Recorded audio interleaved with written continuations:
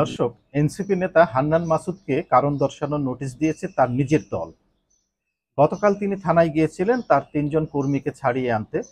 এটা নিয়ে ব্যাপক সমালোচনা সৃষ্টি হয়েছে সারা দেশে, নিজের দলের মধ্যে এবং দলের বাইরেও এর ব্যাপক সমালোচনা হচ্ছে। সাংবাদিকদের প্রশ্নের জবাবে তিনি বলেছেন যে আসলে তিনি ডিএমপি কমিশনারের অনুরোধে এখানে মধ্যস্থতা করতে এসেছিলেন, এবং তিনি এও বলেছেন যে স্বয়ং পুলিশের আইজিপির সাথে তার কথা হয়েছে। এখন কথা হচ্ছে যে পুলিশের আইজিপির সাথে তার যদি কথা হয়ে থাকে টেলিফোনে, তাহলে থানার একজন ওসিকে তিনি টেলিফোন করে এই বিষয়টাকে সুষ্ঠুভাবে সুরাহা করতে কেন বললেন না? সেটা না বলে তিনি কেন সশরীরে থানায় আসলেন, এবং এখানে তার স্বার্থ কি? এটা নিয়ে তার দলের মধ্যেই বিরূপ প্রতিক্রিয়া সৃষ্টি হয়েছে, নানান ধরনের কথাবার্তা তৈরি হয়েছে, এবং দল তাৎক্ষণিকভাবে সিদ্ধান্ত নিয়েছে তাকে কারণ দর্শানোর নোটিশ দেওয়ার। এবং নোটিশে বলা হয়েছে আগামী ৩ দিনের মধ্যে তাকে লিখিতভাবে কারণ দর্শানোর নোটিশের জবাব দিতে হবে যে কেন তাকে দল থেকে স্থায়ীভাবে বহিষ্কার করা হবে না।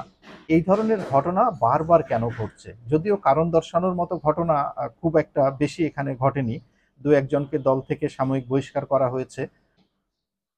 এখন ঘটনা হচ্ছে যে তিনি কেন এই ধরনের ঘটনাতে গেলেন, কেন এই ধরনের ঘটনা ঘটালেন, তিনি কেন থানায় গিয়ে ছাড়িয়ে আনলেন, আইনকে কেন আইনের গতিতে তিনি চলতে দিলেন না, সেখানে কেন তিনি বাধা সৃষ্টি করলেন?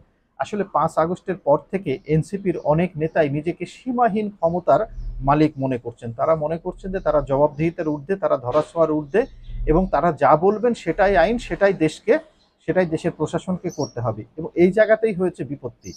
শুধু হান্নান মাসুদের মতো নয়, তার চেয়ে অনেক ছোট কর্মীরাও দেখেছি নানান জায়গায় নানান ধরনের বিশৃঙ্খলা সৃষ্টি করেছে, মব সৃষ্টি করেছে।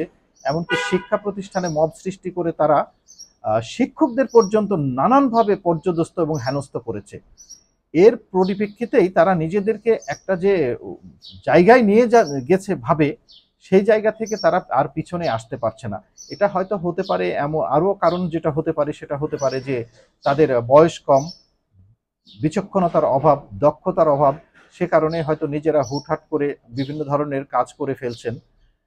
এখন দেখা যাক যে এই কারণ দর্শানোর নোটিশ কারণ দর্শানো পর্যন্ত থাকে কিনা। কারণ অতীতে আমরা দেখেছি অনেক রাজনৈতিক দলের নেতাকেই কারণ দর্শানোর নোটিশ দেওয়া হয়েছে, এবং তারপরে কি সিদ্ধান্ত হয়েছে সেটা আর জানা যায়নি।